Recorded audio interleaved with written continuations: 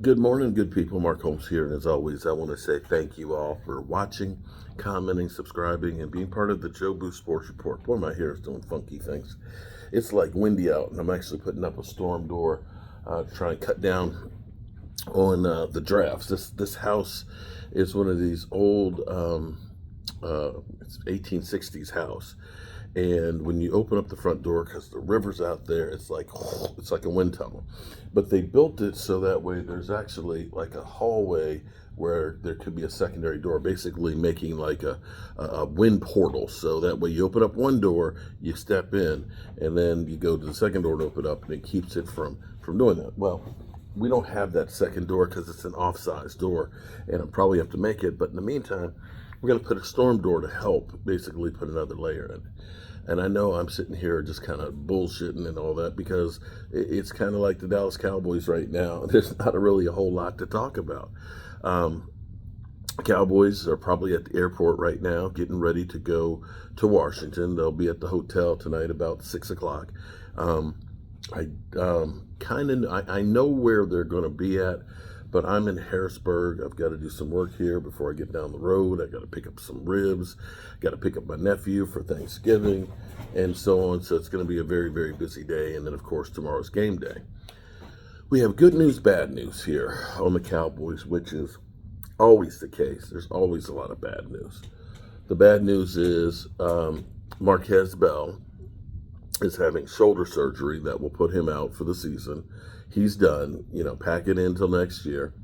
And Jake Ferguson is out with the concussion. He went out early last week against the Texans with a concussion, and he's in concussion protocol and can't play this week. Don't know what that means for Thursday because, see, here's where it's bad, is we have a very short turnaround before we take on the New York Giants. But the old philosophy that we always used to hear from Jason Garrett, next man up. Yeah, we got to get the next man up. Yeah, okay. All right, well, the next man up, of course, is Schoonmaker. Schoonmaker actually probably had his best game as a pro last week. He actually showed a little something. Yeah, surprising. Showed a little something. And maybe he can continue showing us something because he's a second-round pick. And we all know the history of second-round picks for the Dallas Cowboys. We, for whatever reason, have not had a lot of success with second-round picks. D-Law and Diggs. Now, the good news about the second-round picks is this is an opportunity for another one to also get back out there. One who actually showed some promise before he got hurt, which is Marshawn Kneeland. Marshawn Kneeland is questionable for this game. He's back, of course, practicing and so on, and hopefully we can see him come back on the field. Because right now, what you have to look at with the season, with the remainder of what's left here. Excuse me while I succeed. Okay. All right.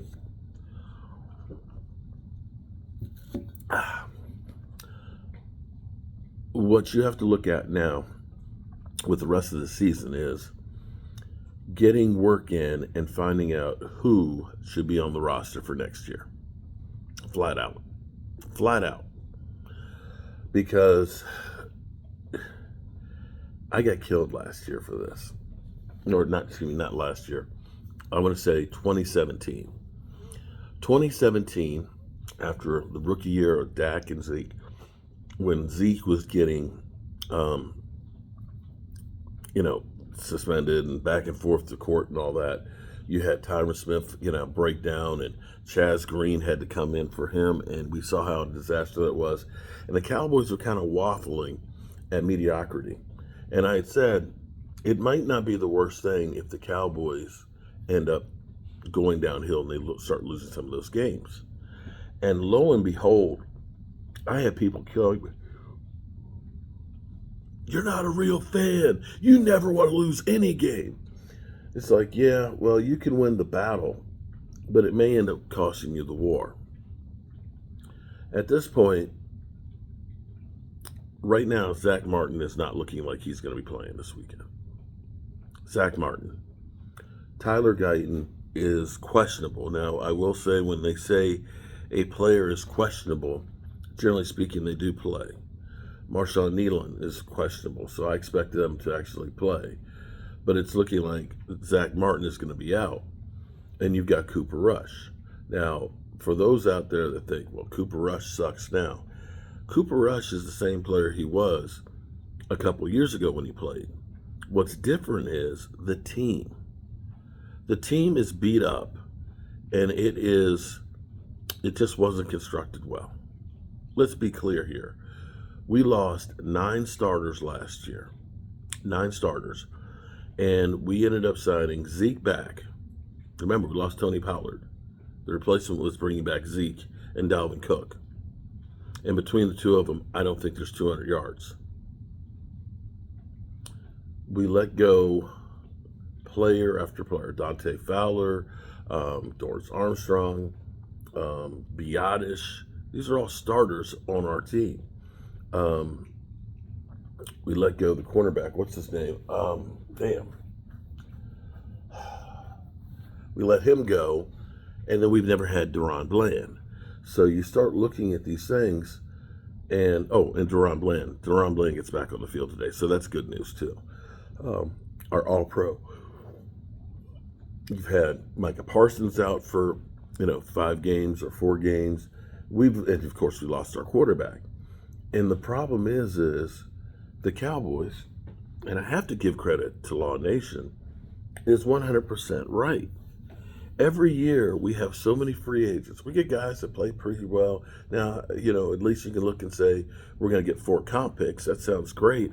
But in the meantime, we suck this year because we didn't plug those holes.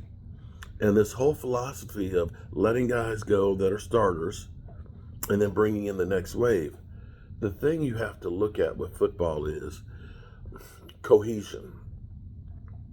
And when you have a lot of injuries, and when you have a lot of guys that are coming and going and coming and going, you never get a chance to have cohesion.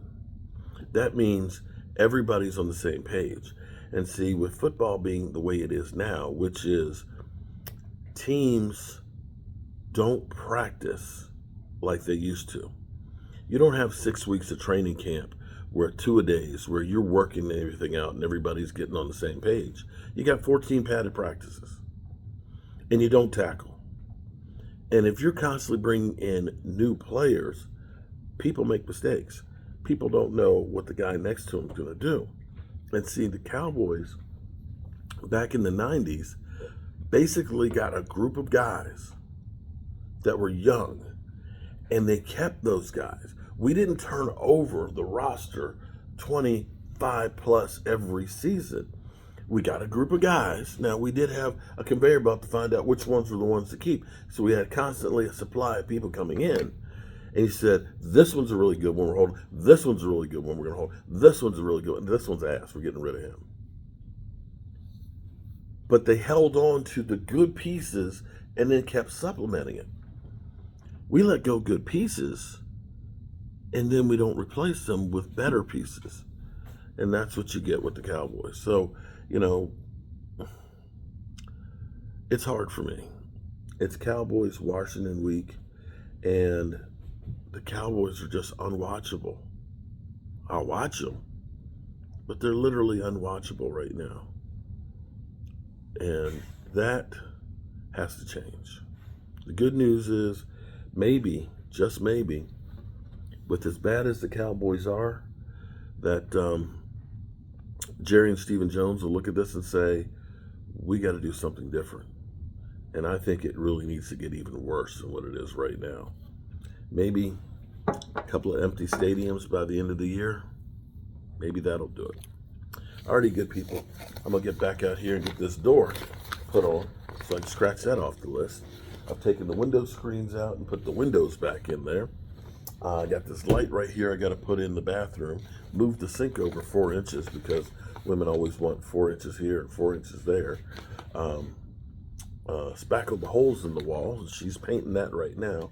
Fixed the floor that was jacked up, where literally the little baby stepped through the floor because of termites. So there you have it. All right, people. I'll see you soon. Peace.